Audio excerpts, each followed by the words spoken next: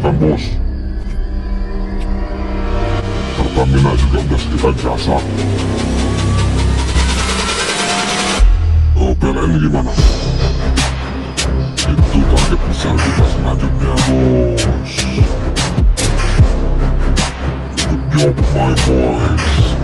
Konoha emang sudah berkapal.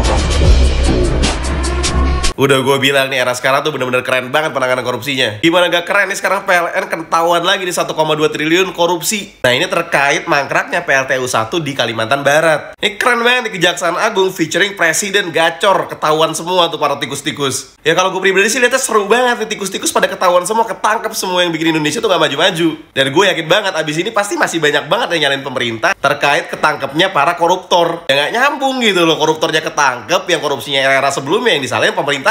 Anyway, ini 1,2 triliun kalau gue beliin listrik, bisa gak ya bikin Indonesia tuh nggak gelap lagi?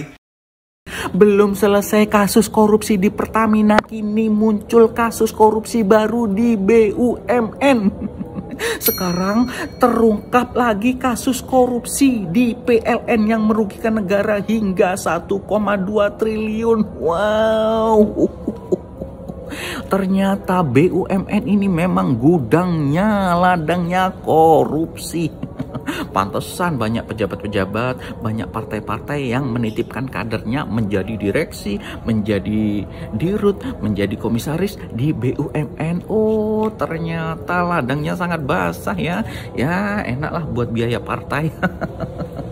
Tapi saya salut dengan Bapak Prabowo Subianto. Era pemerintahan Bapak Prabowo Subianto memang benar-benar bersih-bersih koruptor. Sikat terus koruptor, Pak. Habis Pertamina, terbitlah PLN. Sepertinya korupsi di BUMN ini seperti estafet dari satu perusahaan ke perusahaan lain. Kali ini PT Perusahaan Listrik Negara, PLN, yang disorot dalam dugaan kasus korupsi.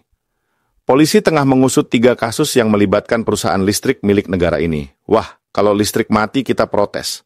Tapi kalau duitnya yang mati entah kemana, siapa yang bertanggung jawab? PLN tentu saja mengklaim akan kooperatif. Komisaris Andi Arief bilang mereka siap bekerja sama dengan aparat hukum. Ini pernyataan yang sudah sering kita dengar. Biasanya di awal bilang transparan, ujung-ujungnya malah gelap gulita. Bukan karena listrik padam, tapi karena kasusnya menguap entah kemana. Padahal, PLN sudah punya sistem whistleblowing yang katanya bisa dipakai untuk melaporkan dugaan kecurangan. Tapi ya, siapa yang berani laporan kalau yang ketahuan malah pelapornya? Ini deja vu. Ingat kasus mantan Dirut PLN Sofyan Basir di 2019? Korupsi PLTU Riau 1? Kalau dulu ketahuan, kenapa sekarang masih kejadian lagi? Seharusnya belajar dari kesalahan, bukan malah bikin episode baru. Jadi, pertanyaannya, apakah kasus ini akan benar-benar dituntaskan? Atau cuma jadi drama bersambung dengan ending yang kita semua sudah bisa ditebak? Kita tunggu saja, semoga kali ini yang menghilang cuma token listrik, bukan duit rakyat. Polri bongkar dugaan korupsi PLN hingga rugikan negara triliunan rupiah. Dikutip dari inilah.com, Korps Pemberantasan Tindak Pidana Korupsi Polri tengah mengusut dugaan korupsi di tubuh PLN. Namun saat ini masih pada tahap penyelidikan. Meski Polri tidak secara detail menyebutkan kasus yang sedang ditangani tersebut, namun sumber inilah menyebutkan salah satu kasus yang ditangani adalah mangkraknya proyek PLTU 1 di Kalimantan Barat yang berpotensi merugikan negara sebesar 1,2 triliun rupiah. Sementara itu, Komisaris Independen PLN Andi Arief mengungkapkan bahwa meski belum mengetahui detailnya secara jelas, namun PLN pasti akan bersikap kooperatif dalam penyelidikan kasus tersebut.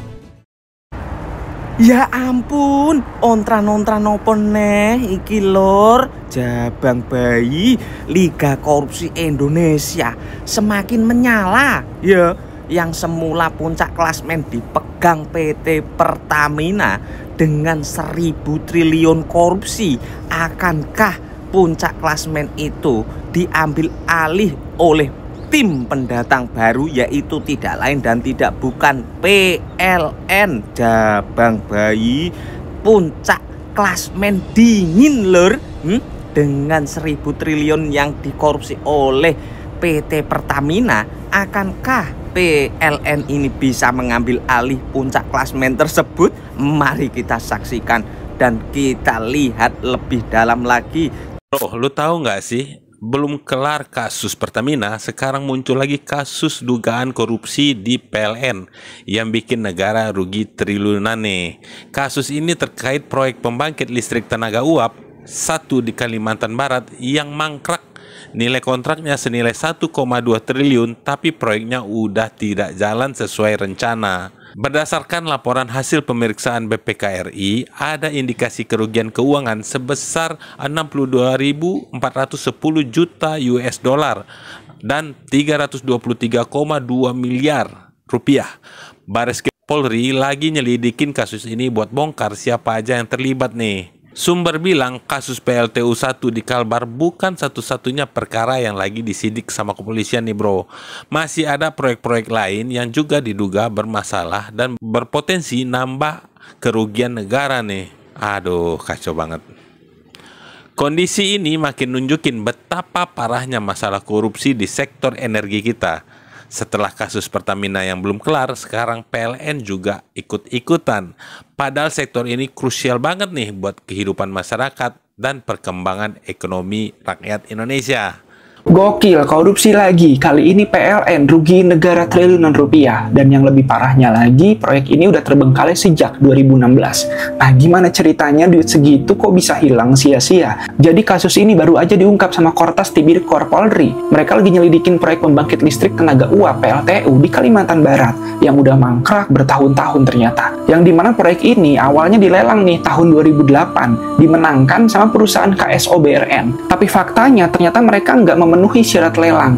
Ajaibnya, kontrak senilai triliunan rupiah tetap ditandatangani tahun 2009. Masalah makin pelik dong pasti ketika KSO BRN malah lempar proyek ini ke pihak ketiga, perusahaan dari Tiongkok. Hasilnya bukan listrik nyala, proyek malah gagal total dan mangkrak sejak 2016. Negara rugi besar, duit miliaran lenyap, dan kita tetap harus bayar listrik mahal-mahal. Sekarang, Polri juga udah mulai periksa nih para petinggi PLN, tapi masih banyak yang ditutup-tutupi katanya. Siapa aja yang kebagian duitnya, apakah bakal ada tersangka, dan ya kita tunggu kelanjutannya teman-teman. Semoga ada yang beneran ditindak tegas, bukan cuma jadi berita lewat kabar burung semata. Menurut kalian ya, kasus ini bakal beneran diusut tuntas atau cuma angin lalu kayak yang udah-udah? Coba deh share pendapat kalian, drop komen teman-teman.